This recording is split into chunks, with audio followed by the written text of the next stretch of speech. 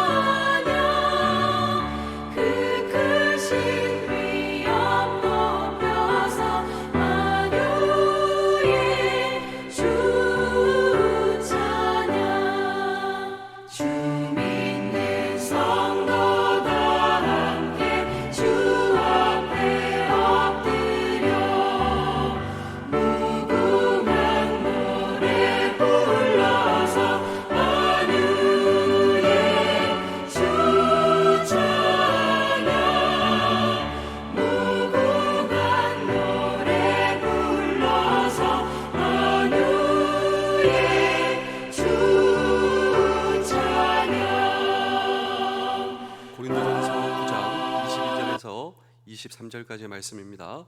약한 자들에게 내가 약한 자와 같이 된 것은 약한 자들을 얻고자 하며, 내가 여러 사람들에게 여러 모습이 된 것은 아무쪼록 몇 사람이라도 구원하고자 함이니, 내가 복음을 위하여 모든 것을 행함은 복음에 참여하고자 함이라.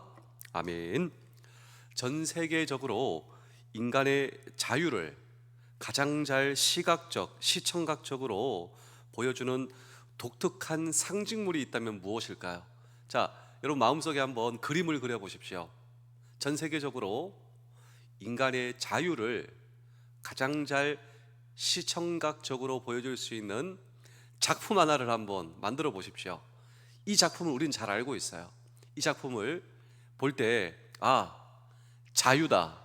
이 작품이 무엇이냐면 바로 미국 뉴욕의 리버티라고 하는 섬에 있는 자유의 여신상입니다. 이 자유의 여신상을 제가 직접 찍은 사진입니다. 멀리서 찍었기 때문에 잘 보이지 않죠. 확대한 제가 이렇게 인터넷에서 가져온 사진, 다음 사진을 한번 보시겠습니다. 여러분, 이 뉴욕의 상징이죠. 또 전 세계의 자유의 상징. 그래서 이 작품의 그림이 바로 자유의 여신상입니다. 이 작품은 1886년 미국의 독립의 100주년을 기념하여 만든 이 자유의 여신상으로 바르톨디라고 하는 유명한 이런 이 작가가 무려 21년간에 걸쳐 이 작품을 만들게 되었습니다. 그런데 이 작품을 만든 사람이 의뢰를 받았을 때 인간의 자유를 어떻게 가장 잘 설명할 수 있을까 고민을 많이 했습니다.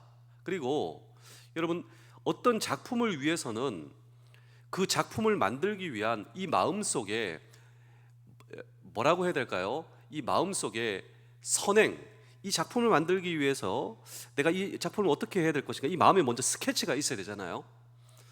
근데 이 자유의 여신상을 만들기 위한 이 바르톨디의 이 마음속에 선행 작품, 이것을 모형으로 해서 그려야 되겠구나. 그것이 바로 자신의 어머니였습니다. 어머니란 어떤 분이신가요? 예, 그렇습니다. 어머니란 우리의 마음속에 자유인, 그리고 어머니를 따라 살아야 되겠다. 어머니란 어떤 모습인가? 예, 어머니야말로 자유의 여인이시지. 책임을 다하면서도 당당하게 사셨던 어머니, 그 어머니의 모습을 따라 이 자유의 여신상을 만들었다라고 하는 것입니다.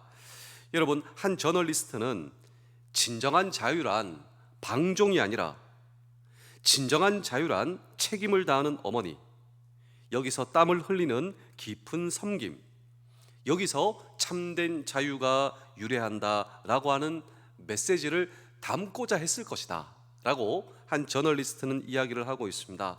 저는 이것이야말로 성경이 우리에게 가르치는 자유의 의미와 매우 일치한다, 저는 그렇게 생각하고 있습니다.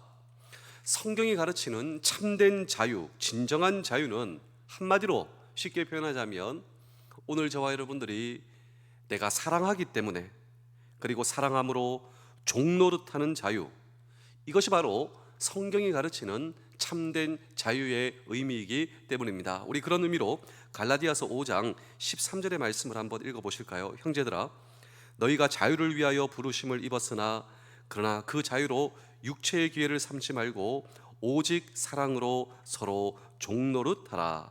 여기 자유가 주어졌다고 해서 그것을 내 육체와 내 마음대로 사용하는 방종의 기회로 삼지 말고 사랑으로 종노릇하라라고 성경은 저와 여러분들에게 가르치고 있다라고 하는 것입니다.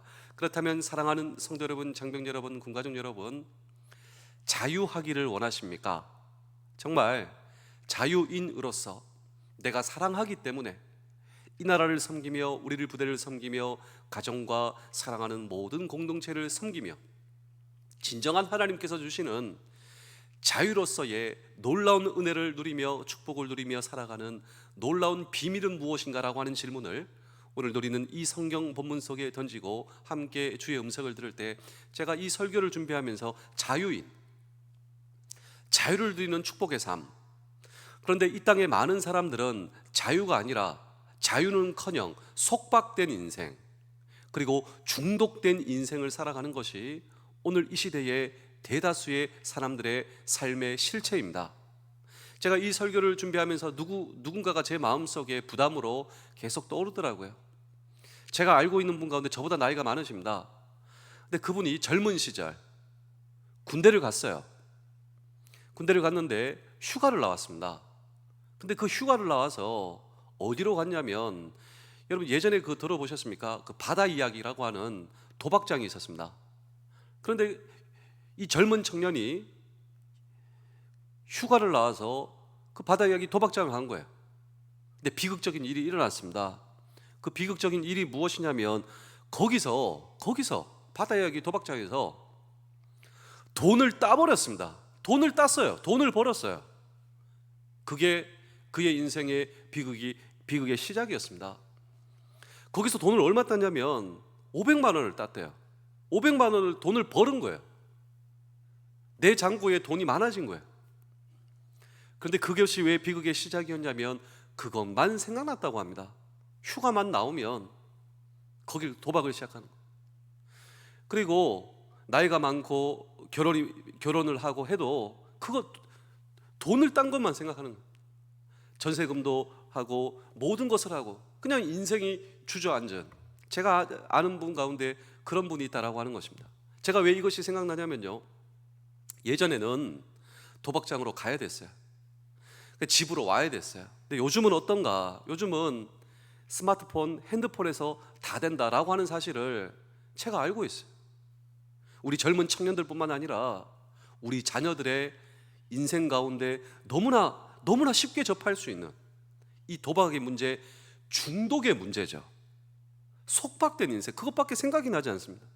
오히려 돈을 더 따는 것이 저주의 시작이 될 수 있고, 여러분 정말 비극의 시작이 될 수가 있고, 도박 중독뿐만 아니라 성중독, 그리고 알코올 중독, 인터넷 중독, 이 시대의 사람들은 자유를 상실한 채 오히려 방종의 기회로 삼지 말고 방종이 오히려 속박이 되어 중독 가운데 사는 인생. 그런데 이런 인생이 저와 여러분과 예외입니까? 그렇지 않아요.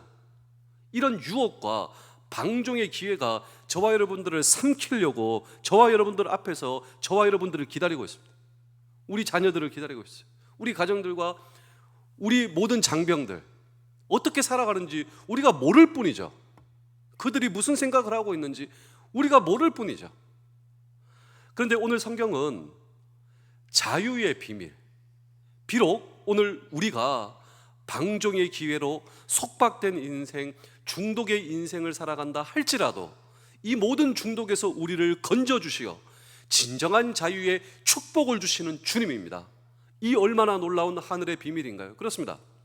방종의 기회를 떨쳐버리고 중독의 인생에서 자유할 수 있는 인생, 이 인생이 어떻게 가능할 수 있을 것인가 라고 하는 질문을 오늘도 우리는 이 성경 본문 속에 던지고 세상이 가르칠 수 없는 놀라운 진리의 비밀의 정체, 첫 번째로 그리스도인이 된 자유의 특권을 먼저 감사하실 수 있어야 한다라고 하는 것입니다. 오늘 이 성경 본문에서 바울 사도는 고린도 교회 성도들에게 보낸 편지를 통하여 그가 사도이지만 그럼에도 불구하고 종으로 살고자 하는 중요한 이유를 천명합니다. 내가 자유인이지만 내가 자유인이다. 그러나 나는 종으로 살기를 원한다라고 하는 사실을 천명하며 먼저 그가 자유인이다라고 하는 사실을 말하고 있습니다. 우리 사랑하는 성도 여러분, 장병 여러분, 군가족 여러분, 때때로 우리가 무엇을 열심히 섬긴다고 하지만 우리의 봉사가 피상적인 수준에서 머물고 우리의 봉사가 이웃을 감동시키지 못하는 이유는 억지로 하는 일종의 노예의식 때문이 아닌가, 전 그런 생각을 해보게 되었습니다. 그래서 우리의 섬김이 감동의 파장을 일으키지 못한다라고 하는 것입니다. 그래서 참된 섬김의 자리에 서려면 먼저 나는 자유한 인생이다, 이것을 확인하고 감사할 줄 알아야 한다라고 성경은 우리에게 말씀하고 있습니다. 우리 고린도전서 9장 19절의 말씀을 함께 읽어보겠습니다. 내가 모든 사람에게서 자유로우나 스스로 모든 사람에게 종이 된 것은 더 많은 사람을 얻고자 함이라. 자, 여기 보시면 바울은 분명 그가 자유인임을 역설하고 있습니다. 같은 맥락의 말씀 갈라디아서 5장 1절의 말씀 보실까요? 그리스도께서 우리를 자유롭게 하려고 자유를 주셨으니 그러므로 굳건하게 서서 다시는 종의 멍에를 매지 말라. 우리 사랑하는 여러분, 바울은 예수 그리스도께서 우리에게 자유를 주셨다. 누가 우리에게 자유를 주셨습니까? 예수 그리스도께서 우리에게 자유를 주셨다. 그래서 다시는 종의 멍에를 매는 일이 없어야 한다. 오늘 성경은 우리에게 촉구하고 있습니다. 오늘 저와 여러분들은 인생의 도상에서 어느 날 예수 그리스도를 만났습니다. 그 예수 그리스도를 나의 구주와 주인, 그 예수 그리스도께서 내 인생의 주인으로 믿었던 것입니다. 내가 예수 그리스도를 만났을 때, 그를 믿고자 했을 때 오늘 저와 여러분에게 주어지는 놀라운 선물이 있어요. 이 선물을 잊으시면 안 됩니다. 그 선물이 바로 자유라고 하는 선물입니다. 죄로부터의 자유, 죄책으로부터의 자유, 그리고 우리를 억압하던 모든 관계로부터의 자유다. 예수 그리스도께서 이 선물을 저와 여러분에게 주신 것입니다. 여러분, 가늠하다 잡혀온 한 여인을 한번 생각해 보실까요? 한 여자를 둘러싸고 모든 사람들의 손에 무엇이 들려 있냐면 돌이 들려져 있습니다. 모세의 율법을 따라 가늠한 이 여인을 처단하기 위해서 돌을 들고 있었다라고 하는 것입니다. 그때 이 여인 앞에 서셨던 예수님께서 천천히 그들을 둘러보시며 이렇게 말씀하셨습니다. 너희 중에 죄 없는 자가 돌을 들어 치라. 너희 중에 죄 없는 자가 돌을 들어 치라. 그때 사람들은 조용해지는 거예요. 그리고 그 돌을 놓고 떠나게 되는 것입니다. 아마도 마음속에 양심의 가책을 불러일으켰음에, 예수님께서 불러일으켰음에 틀림없습니다. 모든 사람들이 다 돌아갔어요. 그때 예수님과 이 여인만 남았습니다. 예수님께서 말할 수 없는 국률과 사랑의 눈동자로 꿇어 엎드린 이 여인을 향해 우리 주님께서 이렇게 말씀하신 것입니다. 내가 너를 정죄하지 아니하노라. 나도 너를 정죄하지 아니하노라. 이 순간 이 말을 듣고 이 여인이 경험했을 영적 자유의 감격을 한번 생각해 보십시오. 이 여인이 예수 그리스도를 통하여 경험했을 영적 자유 말입니다.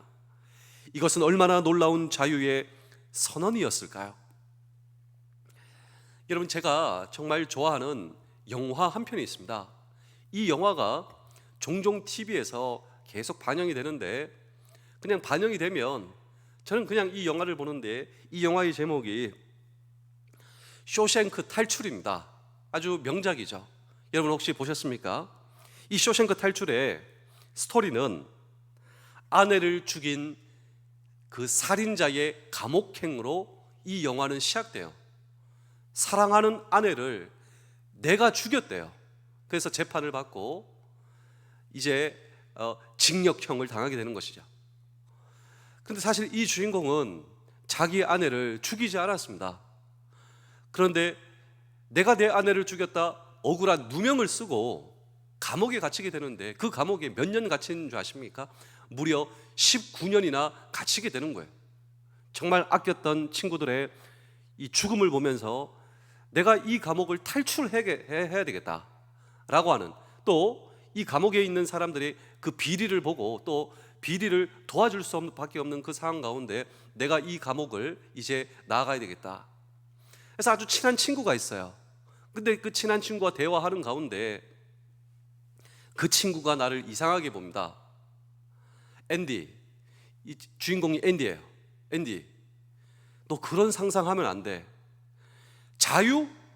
그거 필요 없는 거야. 너 왜 자유를 생각하니? 너 왜 자유를 말하니? 너는 자유인이 아니야. 근데 주인공은 얘기를 합니다.